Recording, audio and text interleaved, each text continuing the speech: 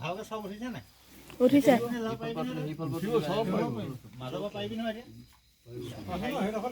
পাৰিমতো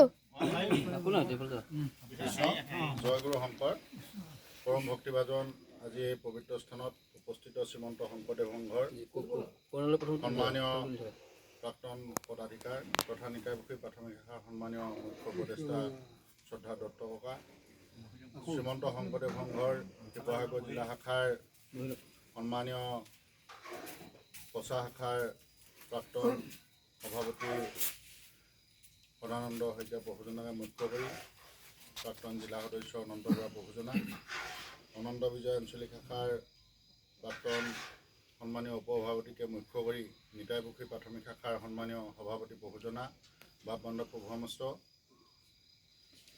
আমি আজি এই পবিত্ৰ স্থানত সমবেত হৈছোঁ।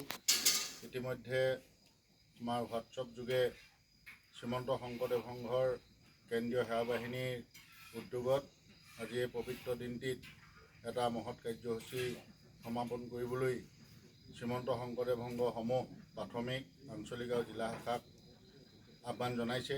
যিহেতু আজি 1 মাৰ্চ এই পবিত্ৰ দিনত শ্ৰীমন্ত শংকৰদেৱ সংঘৰ অন্যতম মুখ্য কাণ্ডাৰী প্ৰাক্তন পদাধিকাৰ যাৰ সবল নেতৃত্বত শ্ৰীমন্ত শংকৰদেৱ সংঘই এটি নব্যগতি লাভ কৰিবলৈ সক্ষম হৈছিল। সন্মানীয় প্ৰয়াত কৰুণাকান্ত কলিতাৰ প্ৰভুজনাৰ আজি পবিত্ৰ জন্মদিন। এই জন্মদিনৰ লগত সংগতি ৰাখি কেন্দ্ৰীয় সেৱা বাহিনীৰ উদ্যোগত শ্ৰীমন্ত শংকৰদেৱ সংঘৰ প্ৰতিখন প্ৰাথমিক আঞ্চলিক আৰু জিলা শাখাত সামূহিক প্ৰাৰ্থনা সভা অনুষ্ঠিত কৰা এটা সিদ্ধান্ত লৈছে। আমি কেন্দ্ৰীয় সেৱা বাহিনীৰ এই সিদ্ধান্তক সন্মান জনাইছোঁ, আদৰণি জনাইছোঁ আৰু আজি পবিত্ৰ দিনত প্ৰয়াত কৰুণাকান্ত কলিতাৰ প্ৰভুজনালৈ আমি সেৱা জনাইছোঁ, ভক্তিৰ অৰ্ঘ্য নিবেদিছোঁ। তেখেতে বৰকুণ্ঠিৰ প্ৰাপ্তি হওক, ভগৱন্তৰ হৃদয়ত স্থান লওক আৰু এই পবিত্ৰ দিনত আমি কেন্দ্ৰীয় সেৱা বাহিনীৰ নিৰ্দেশক সন্মান জনাই নিতাইপুখুৰী প্ৰাথমিক শাখাৰ উদ্যোগত এই প্ৰাৰ্থনা সভা আমি অনুষ্ঠিত কৰিবলৈ লৈছোঁ। জয়তে এই প্ৰাৰ্থনা সভাৰ আৰম্ভণিতে আমি শ্ৰীমন্ত শংকৰদেৱ সংঘৰ অন্যতম কাণ্ডাৰী প্ৰাক্তন পদাধিকাৰ পৰম শ্ৰদ্ধাৰ দত্ত ককাক সন্মানীয় কলিতাৰ প্ৰভুজনাৰ দুআষাৰ বক্তব্যৰে স্মৰণ কৰিবৰ কাৰণে তেখেতৰ চৰণত আমি সেৱা নিবেদিছোঁ। জয় গুৰু Shankar Krishna Krishna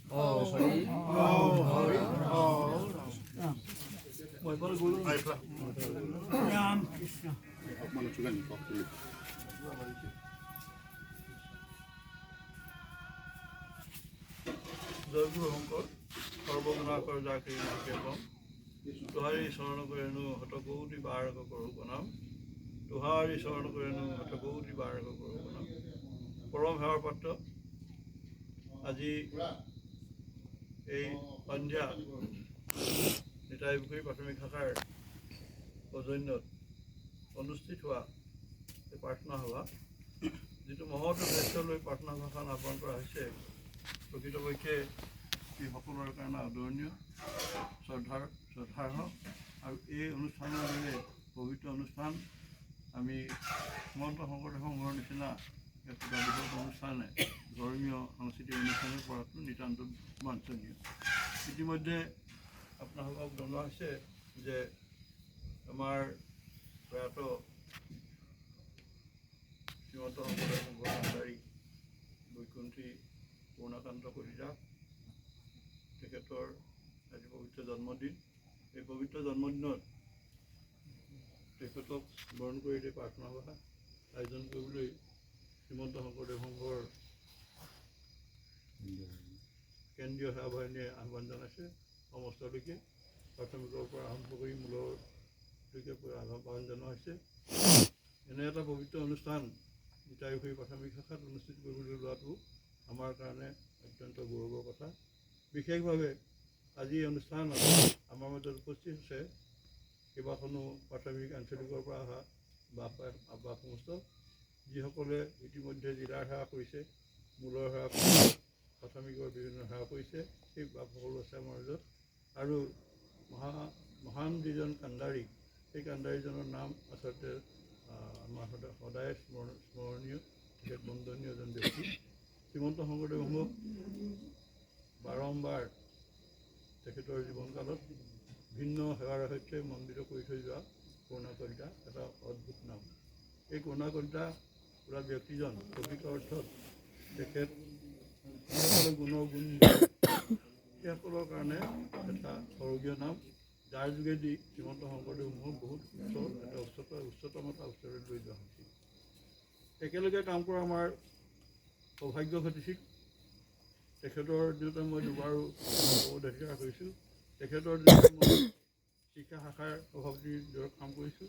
thrift and credit society মই সভাপতি হৈছোঁ, আৰু অন্যান্য বহু কাম আমি কৰিছোঁ।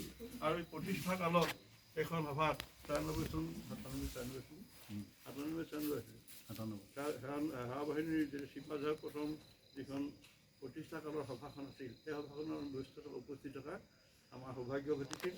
আৰু সেইখন সভাৰ পৰাই আমাৰ এটা গতি, শ্ৰীমন্ত শংকৰদেৱক গতি দিয়া হৈছিল। আজি সেই গতিটোৰ সৈতে আহি কেন্দ্ৰীয় সেৱা বাহিনীৰ এটা অত্যুচ্চ আসনত উপস্থিত হৈছে, যাৰ যোগেদি কেন্দ্ৰীয় সেৱা বাহিনীৰ যোগেদি সমস্ত অনুষ্ঠানটোকে আগবঢ়াই লৈ যোৱা এটা প্ৰেৰণাৰ সৈতে আগবাঢ়ি যাবলৈ সমৰ্থ হৈছে।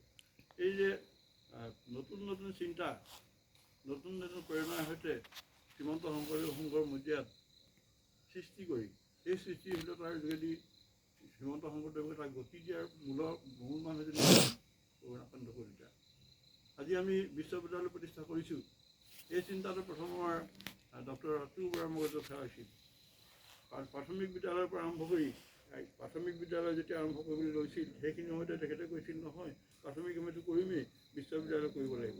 আৰু সেই যিটো চিন্তা, সেই চিন্তা আচলতে যোগদান কৰিব একমাত্ৰ অনুষ্ঠানটো আছিল আমাৰ কৰুণা কলিতা। তেখেত এজন ব্যক্তি নহয়, এটা অনুষ্ঠান। প্ৰকৃতপক্ষে শ্ৰীমন্ত শংকৰদেৱ সংঘৰ আমাৰ চুতীয়া এটাই যিটো ধৰ্ম দৰ্শনেৰে আগবঢ়াই লৈ গৈছিল, অচ্যুত কৃষ্ণ মিশ্ৰৰ পৰা আৰম্ভ কৰি যিমান বাপ বান্ধৱ আছে, যিসকলে নেতৃত্ব দিছিল, সেইসকলৰ চিন্তাৰ লগত তেখেতৰ চিন্তাটো আছিলে সৰ্বাত্মক।